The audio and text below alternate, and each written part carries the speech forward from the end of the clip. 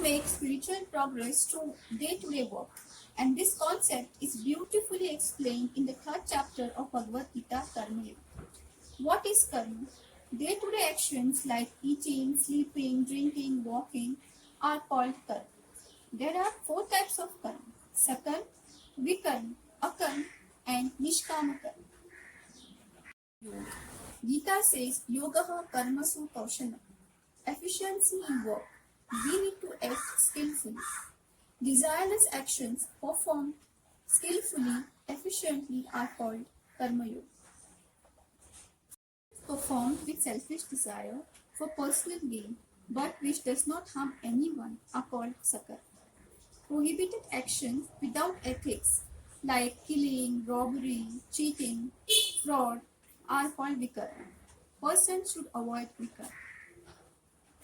When a person performs action with calm mind and evenness, such actions are called akarma, where your personal emotion does not interfere.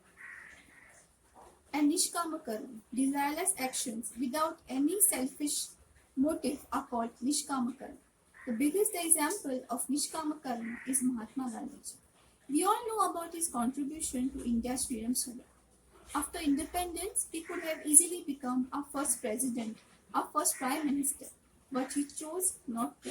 Such actions are called nishkam karma.